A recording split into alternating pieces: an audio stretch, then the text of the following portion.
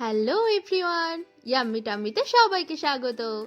আজকে আমি রান্না করছি কাশ্মীরি চিকেন। তো তার জন্য তোমরা প্রথমেই দেখতে পেয়েছো আমি গোটা গরম মশলা তেলে ফোড়ন দিয়ে নিয়েছি। তারপরে আমি আদা লঙ্কা রসুনের একটা পেস্ট বানিয়ে নিয়েছি, সেই পেস্টটা আমি এখানে দিয়ে দিলাম। তারপরে একটু ভালোভাবে নাড়াচাড়া করে নিচ্ছি। যখন দেখলাম একটু মশলাটা কষানো মতো হয়ে গেছে, তখন আমি আস্তে আস্তে চিকেনগুলো এর মধ্যে একটা একটা করে দিয়ে দিচ্ছিলাম। কারণ এর সাথে একটু চিকেনটা ভাজা করে নিতে হবে। কাশ্মীরি চিকেনে এই চিকেনটা একটু ভাজা করে নিলে এই কাঁচা কাঁচা গন্ধটা আর থাকবে না। কারণ আমরা যখন নর্মালি এখানে চিকেন রান্না করি তখন তো ম্যারিনেট করে করি, তাই একটু ভাজা করে নিলাম যাতে কাঁচা গন্ধটা চলে যায়। তো আস্তে আস্তে আমরা এইভাবে চিকেনগুলোকে একটা একটা করে দিয়ে দিলাম কড়ার মধ্যে, আর হালকা করে একটু ভাজা করে নেব। মশলার সাথে আমি চিকেনটাও হালকা করে ভেজে একটু ব্রাউন কালার করে নিচ্ছি। তো চিকেনটা হালকা ভাজা হয়ে যাওয়ার পরে আমি এর সাথে অ্যাড করলাম কুচানো পেঁয়াজ। তো কুচানো পেঁয়াজটাও অ্যাড করার পরে আমি এটা ভালোভাবে নাড়াচাড়া করে নেব। পেঁয়াজটা দিয়ে আমি নাড়াচাড়া করে নিলাম। তারপর আমি এটাকে ঢাকা দিয়ে রাখবো। এই রান্নাটা যত লো ফ্লেমে আর ঢাকা দিয়ে রান্না করা যাবে ততই টেস্ট ভালো হবে। এরপর আমি দিয়ে দেব স্বাদ মতন নুন। তারপরে দেখতেই পাচ্ছ নুন দেওয়ার পরে কতটা চিকেন থেকে জল বেরিয়েছে।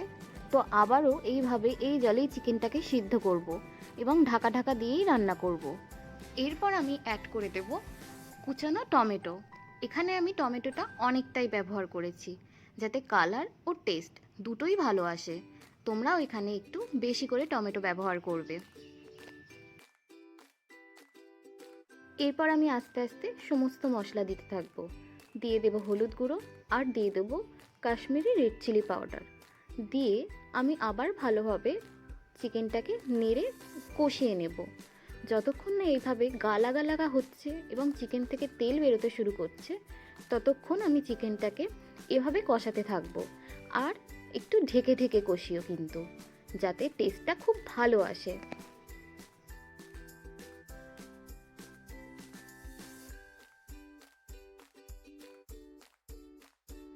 এখানে আমার চিকেনটা খুব ভালোভাবে কষানো হয়ে গেছে, তেলও বেরিয়ে গেছে। তো আমি এর মধ্যে দিয়ে দেব অল্প পরিমাণে ঈষৎ উষ্ণ জল। দিয়ে আমি এটাকে আবার ভালো করে মিশিয়ে নেব। ব্যাস, চিকেনটা আমার অলমোস্ট রেডি হয়ে গেছে। নামানোর আগে আমি এখানে দিয়ে দিচ্ছি কসুরি মেথি। দিয়ে এটাকে তোমরা পরিবেশন করো। আর কেমন লাগলো চিকেনটা সেটা অবশ্যই জানিও। তোমরাও বাড়িতে কিন্তু ট্রাই করো আর জানিও কেমন লাগলো। রোজকার চিকেন রান্না থেকে একটু আলাদা রকম আলাদা টেস্ট পাবে। ভালো লাগলে একটা লাইক একটা কমেন্ট করে দিও। সবাই খুব ভালো থেকো। আবার দেখা হবে নতুন কিছু রান্নার সাথে।